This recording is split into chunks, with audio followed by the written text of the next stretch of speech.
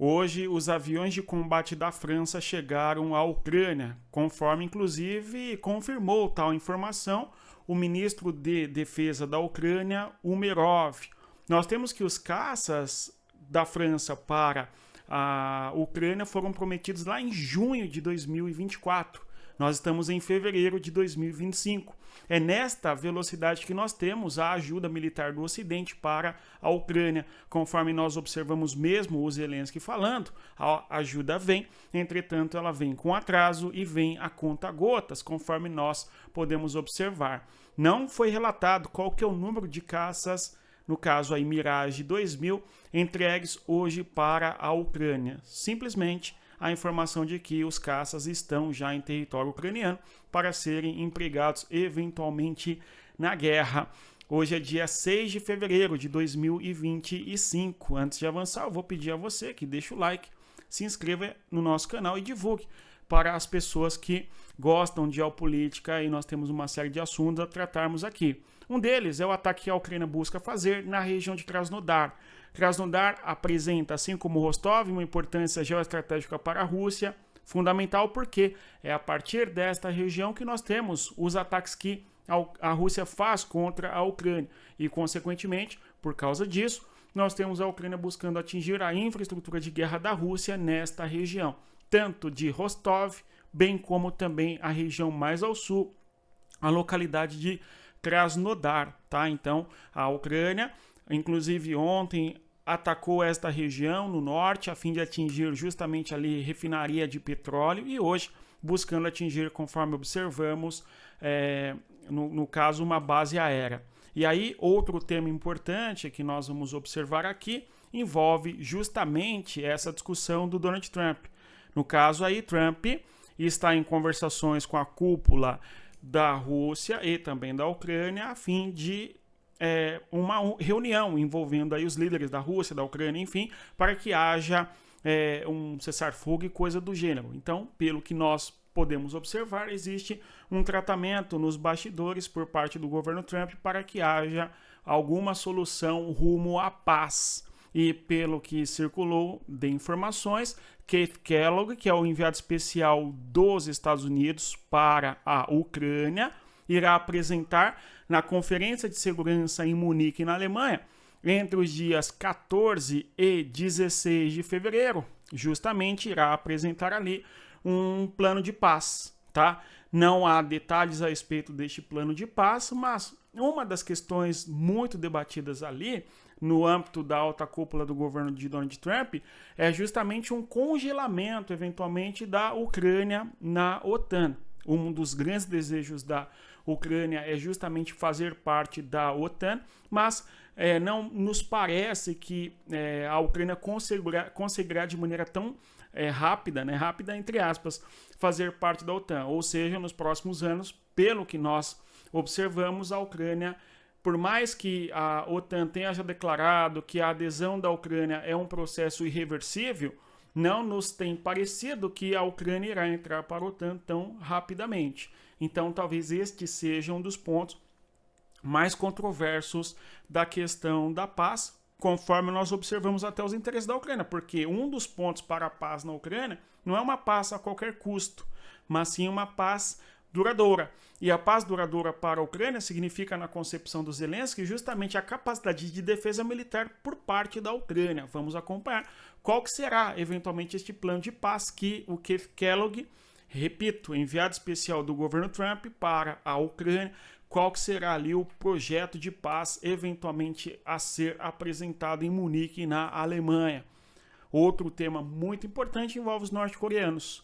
Segundo algumas informações, os norte-coreanos estão melhor preparados, estão, de certa maneira, sabendo lidar de modo melhor com a guerra. E outra coisa, existe uma melhoria de mísseis de origem norte-coreana no contexto da guerra. Ou seja, ao longo da guerra, na Ucrânia, os armamentos oriundos da Coreia do Norte aprimoraram a sua precisão, o que nos evidencia da maneira mais clara e eloquente o que nós já comentamos aqui ao longo das nossas análises da guerra, ou seja, ao longo aqui do nosso diário da guerra. Todo dia nós falamos sobre a guerra entre Rússia e Ucrânia.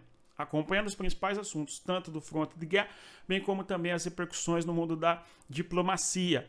Nós temos, então, que houve um aprimoramento dos armamentos norte-coreanos, o que significa, reiterando, não é, conforme eu dizia, que o território da Ucrânia tem sido uma espécie de laboratório de armamentos. Então, muitos testes em plena guerra de armamentos que vão sendo aprimorados no decorrer da guerra. Talvez o maior exemplo seja a questão do drone. Então, o drone é o fator mais importante no atual cenário em termos de aprimoramento de armamentos no fronte de guerra. Tal. E aí, essa discussão de que mísseis da Coreia do Norte estão sendo eventualmente aprimorados também.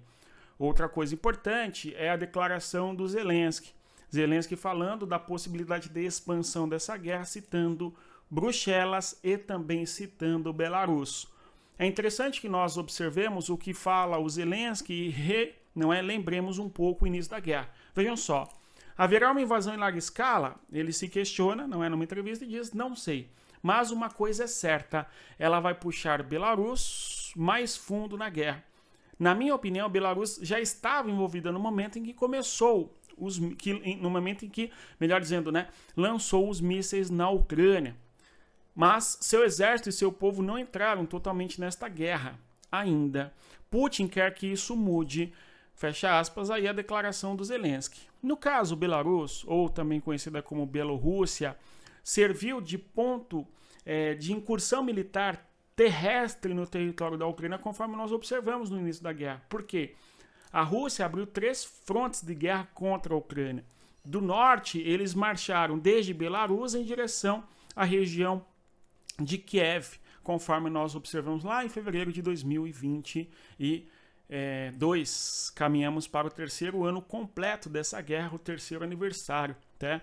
E então, na concepção aí do Zelensky, Belarus está em guerra já com a Ucrânia, embora o povo de Belarus e o exército, as forças armadas não estão. Ou seja, é inquestionável que a Rússia utilizou Belarus porque Belarus tem uma enorme intimidade e proximidade com a Rússia, de modo que existe inclusive o Estado da União, que envolve o território de Belarus e da Rússia, onde não há autonomia política em Belarus em relação aos interesses de Moscou em vários aspectos, conforme nós podemos observar na íntima aliança que existe entre os dois territórios. Tá? Então, o Zelensky declarando mais uma vez o quanto o Belarus serviu de base de apoio para o exército russo fazer a invasão no território da Ucrânia, a operação especial, enfim, chame como quiser, né? Bom, outro tema que sempre tem voltado à tona envolve as questões nucleares. Nós tivemos o Memorando de Budapeste, nós temos uma aula aqui no nosso canal só sobre este assunto, recomendo que você assista, né? Tratando do que foi exatamente este Memorando de Budapeste, que é uma aliança assinada com a Ucrânia, Cazaquistão e também o território de Belarus, que desfizeram de suas bombas atômicas para entrarem no Tribunal de Não Proliferação de Armas Atômicas. Tribunal não, no Tratado de Não Proliferação de Armas Atômicas, tá certo? E uma das garantias para estes países é que eles não poderiam, enfrentar uma guerra de uma potência nuclear, e justamente a gente tem 2014 e depois 2022 as guerras nos territórios da Ucrânia, tanto no sul quanto no leste, conforme nós sabemos. E aí o Zelensky mais uma vez traz este assunto falando que ou a Ucrânia terá armas nucleares ou eventualmente a Ucrânia fará parte da OTAN. A ideia da OTAN e também da arma nuclear justamente são ideias que têm a concepção dissuasória. Na concepção da Ucrânia, portanto, se pertencessem à OTAN, teriam uma garantia de segurança caso houvesse guerra contra a Ucrânia, porque os países da OTAN teriam que entrar diretamente na guerra e, consequentemente, iriam conseguir apoiar a Ucrânia e tal. Um outro ponto é, se a Ucrânia tiver bombas atômicas, ela não será ameaçada, não será invadida, porque ela poderia se defender utilizando as bombas atômicas. Então, a concepção da Ucrânia, quando Zelensky fala sobre ou OTAN ou bombas atômicas, ele está trazendo à tona essa ideia, conforme estou aqui observando, da paz duradoura. Porque não adianta uma paz se daqui 1 ano, 2 anos, 3 anos a Rússia fizer novas incursões militares contra o território da Ucrânia. Esta tem sido a pauta do Zelensky. E para concluirmos aqui, ainda nessa questão da Ucrânia, nós temos os caças Mirage 2000 da França que chegam ao território da Ucrânia. Houve a confirmação deste tema por parte do Umerov. Umerov é o ministro da Defesa da Ucrânia, conforme nós sabemos, tá? E além de ter chegado também à Ucrânia os caças aí de origem francesa, com 7 meses de atraso, certo? Nós temos também que chega à Ucrânia os caças F-16 de origem holandesa, tá? Então, 2 países participando no fornecimento de força aérea para o território ucraniano, conforme nos traz a informação o Ministério de Defesa da Ucrânia. No fronte de guerra, nós temos intensos e significativos bombardeios por parte da Rússia em diversas regiões do fronte de guerra. Já falo sobre isso, mas antes aqui ainda vou pedir para você deixar o like, se inscrever no canal. Divulgue também para as pessoas que gostam de geopolítica. A informação aqui, ó. Hoje, após vários meses dedicados ao treinamento de pilotos ucranianos na França, os primeiros aviões chegaram à Ucrânia. Escreveu aí, no caso, o Lecour, né, em sua rede social, no X, aí o antigo Twitter, certo? Twitter é um nome muito mais legal, né, gente? Pelo menos eu acho. Tudo bom? O ministro da Defesa da França, tudo bem? O ministro de Defesa francês, que é o Sébastien Lecornu, tudo bem? Perdoem a pronúncia, que enviou ali os aviões para a Ucrânia. No fronte de guerra, conforme eu mencionava com vocês, nós temos que 56 drones foram abatidos, que a Rússia lança contra o território da Ucrânia. Conforme todos os dias nós abordamos aqui no nosso canal, basicamente, são dezenas de drones, chegando até centenas de drones que a Rússia lança contra o território ucraniano todos os dias. E hoje, no caso ali, 26 foram abatidos e outros atingiram algumas regiões, inclusive na região do interior de Kiev, que foram abatidos também, tá certo? No fronte de guerra houve tentativa de avanço russo em todo o fronte, desde Zaporizhzhia até Kherson, desde Zaporizhzhia até Kharkiv aqui no norte, e houve uma tentativa ucraniana também de avanço na região de Kursk, tá? Só que, segundo o Ministério de Defesa da Rússia, as tentativas de avanço da Ucrânia no território de Kursk foram frustradas. Vamos continuar acompanhando. Se você chegou até aqui, eu agradeço a presença mais uma vez e reitero, deixa o like, se inscreva no nosso canal e, claro, respeita a geografia. Até mais. Tchau, pessoal.